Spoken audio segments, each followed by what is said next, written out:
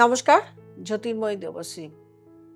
এর আগে আমি আলোচনা করেছিলাম যে জ্যোতিষের একটা সাবজেক্ট আছে যে কোন কোন গ্রহ থেকে বা কোন কোন ভাব থেকে বা কোন কোন রাশির কি কি রোগ আমরা পেতে পারি।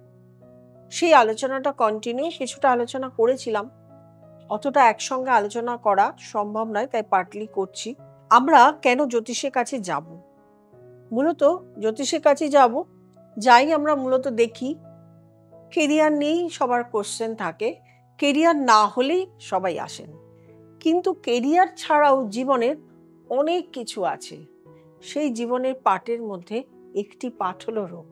আলাদা তো আছে, এডুকেশন আছে। একটা সন্তান বাচ্চাকে দেখাতে হলে তার এডুকেশন আছে, তার কেরিয়ার যেমন আছে তার এডুকেশন আছে, তার শরীর স্বাস্থ্য আছে, তার ম্যারিড লাইফ আছে, সমস্তটুকু আছে। তার সঙ্গে কিন্তু রোগ ভোগ এটাও কিন্তু একটা বিশাল পার্ট। যখন আমরা জানতেই পারলাম না যে আমাদের শরীরে কি রোগ বাসা বাঁধবে, আমরা আগের থেকে সচেতন হলাম না। শুধু কি আমরা ভালো খাবার দাবার খেলাম, ভালো লাইফস্টাইল করলাম, তাহলে আমাদের রোগ ভোগ হলো না? তা কিন্তু নয়। আমাদের গ্রহ, সেগুলো গ্রহ দশা, সেগুলো কোন নক্ষত্রে রয়েছে সেগুলো, এগুলোও কিন্তু ডিপেন্ড করে। এবং ট্রানজিট কখন কি কিভাবে আছে, কে কিভাবে রোগে পড়বে, পুরোটাই কিন্তু ডিপেন্ড করে গ্রহের উপরে, গ্রহ এবং নক্ষত্রের উপরে। সুতরাং আমরা যখন একজন জ্যোতিষের কাছে পরামর্শ নিতে যাব, তখন কিন্তু অবশ্যই আগে দেখিয়ে নেব যে আমার রোগ ভোগ হবে কিনা। একবার রোগ ভোগ যদি কঠিন কোনো রোগ ধরেই যায়, এবং এমন একটা রোগ ধরলো যেটা আমরা জানতেই পারলাম না, ট্রিটমেন্টই ঠিক মতন করাতে পারলাম না, তাহলে কি হয়ে গেল? সেটা নিয়ে আমরা চিরদিন ভুগবো, অর্থকষ্ট হবে। যে যার রোগ হয়েছে তিনিও ভুগবেন, এবং যাকে ট্রিটমেন্ট করাচ্ছেন তার গার্জিয়ান বা তার প্রতিবেশী বা তার বন্ধু, তারাও তার সঙ্গে সমব্যথী। যাই হোক, আলোচনা অনেকটাই আগে করেছি। এখন শুধু আলোচনা করব কোন কোন গ্রহের জন্য আমরা কি কি গ্রহের মানে রোগ হতে পারে।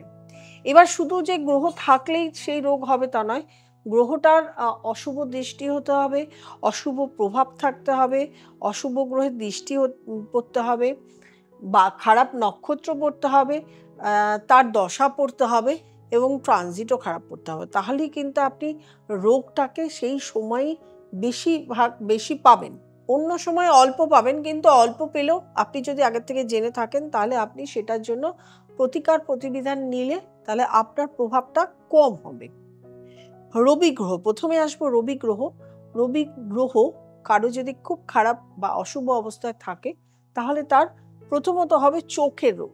চোখ নিয়ে তার সারা বছর সারা জনম ভুগতে হবে। চোখের সমস্যা তো থাকবেই, তার সঙ্গে অন্ধত্ব এসে যেতে পারে। চোখের বিভিন্ন ধরনের সমস্যা, বারবার ওষুধ মেডিসিন, বারবার বিভিন্ন সমস্যার মধ্যে আপনারা পড়তে পারবেন।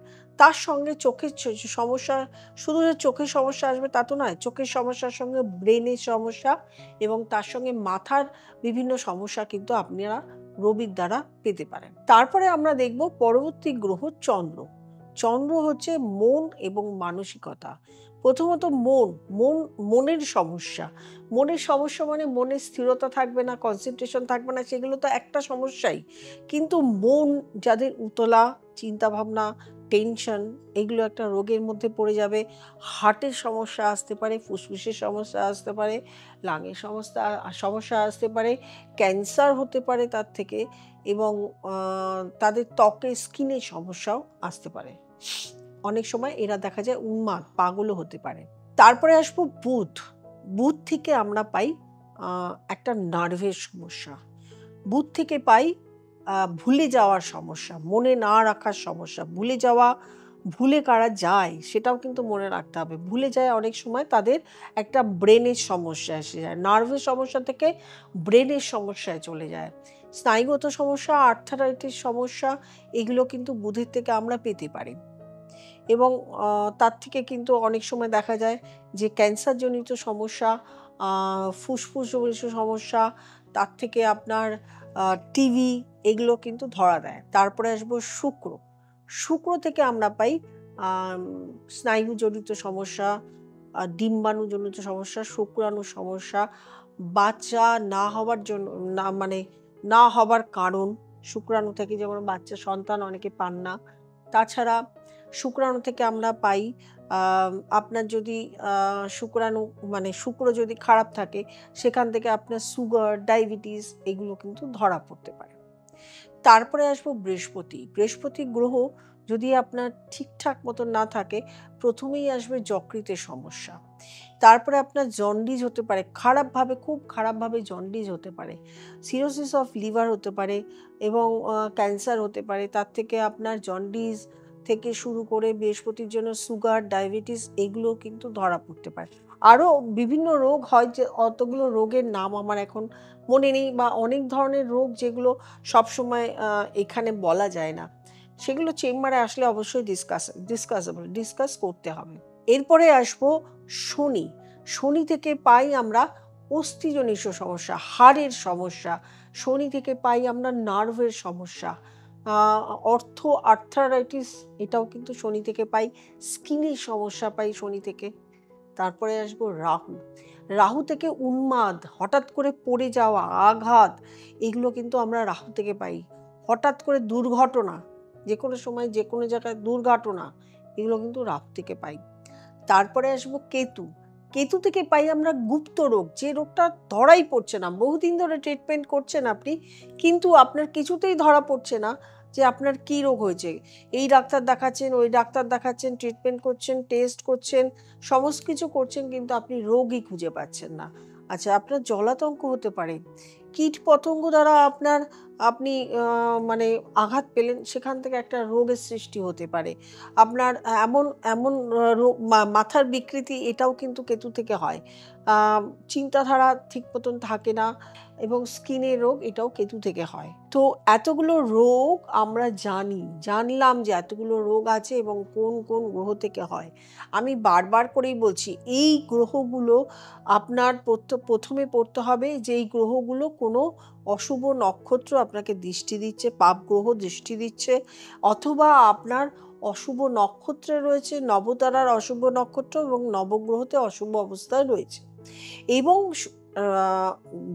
যে ভাবে রয়েছে সেই ভাবটাও খারাপ, হয়তো ষষ্ঠ, অষ্টম, দ্বাদশ ঘরে রয়েছে এবং তার দশা চলছে, তাহলে কিন্তু আপনাকে প্রচণ্ডভাবে সাবধান হতে পারে, সাবধান হতে হবে, এবং রোগ আপনার ধরা পড়তে পারে। ট্রিটমেন্টও ঠিকঠাক টাইমলি শুরু হবে না, আপনি প্রচণ্ড ভুগবেন, এবং তারপরে এক্সেট্রা এক্সেট্রা ডাক্তার আপনাকে বলবে শেষমেশ কী ঘটবে, আপনাকে প্রচুর মেডিসিন খেতে হতে পারে। শুধু তো এটা নয়, আর্থিক লসও আপনার হতে পারে। অতএব যখন আপনি কোনো অ্যাস্ট্রোলজারের কাছে যাচ্ছেন, অবশ্যই আপনার রোগ ভোগ আছে কি না সেটা নিয়ে সাবধান হয়ে যাবেন। এইগুলো কিন্তু আমার এক্সপেরিয়েন্স থেকে বলছি, যেহেতু অনেকে আসার পরে যখন বলে দিই যে এই সময়টা যোগাযোগ করেননি কেন, এসছেন, মাঝখানে গ্যাপ, কিছুদিন আমার সঙ্গে যোগাযোগ রাখেননি, দেখা গেছে তারা একটা খারাপ রোগ নিয়ে আমার কাছে এসছেন, কেন রোগটা হলো সেটা জানতে। শুধু তখন যদি আপনি জানেন যে কেন রোগটা আমার হলো, তাহলে কিন্তু তখন আর কোনো কিছু নেই। আমার রোগ হবে, আমার এই গ্রহটা খারাপ, আমার এটা খারাপ অবস্থায় আছে, আমার এটার প্রতিবিধান দরকার। যদি আমি প্রতিকার পড়ি, তাহলে কিন্তু আমার এত বাড়াবাড়ি হবে না, এবং কোন সময় হবে সেই সময়টা আমাকে ভালো করে কনসালটেন্ট নিতে হবে, ডাক্তারের কাছে যেতে হবে, সাবধানে থাকতে হবে। প্রত্যেকটা জিনিস খুব ভাইটাল, খুব ইম্পর্ট্যান্ট। যদি প্রয়োজন মনে করেন, অবশ্যই কনসালটেন্ট করে নিতে পারেন, নিচের নাম্বারে যোগাযোগ করে নিতে হবে, চেম্বারে আসতে হবে, অথবা আপনাকে অনলাইন কনসালটেশন করে নিতে হবে। আর যারা নতুন প্রোগ্রাম দেখছেন, তারা অবশ্যই লাইক করবেন, কমেন্ট করবেন, শেয়ার করবেন। আর কি নিয়ে ভিডিও করলে আপনারা কিছু জানতে চাইছেন, চেষ্টা করবো আমি সেইটা নিয়ে ভিডিও করার। প্রত্যেকে ভালো থাকবেন। আমি চাই না কারো অসুখ বিসুখ হোক, কেউ রোগে ভুগুক, কেউ ডাক্তারের কাছে ছুটতে হোক, হসপিটালে ছুটতে হোক, খারাপ থাকুন, এটা সাবধান মানি, এটা একটু মাথায় রাখবেন। প্রত্যেকে সুস্থ থাকবেন, ভালো থাকবেন। নমস্কার।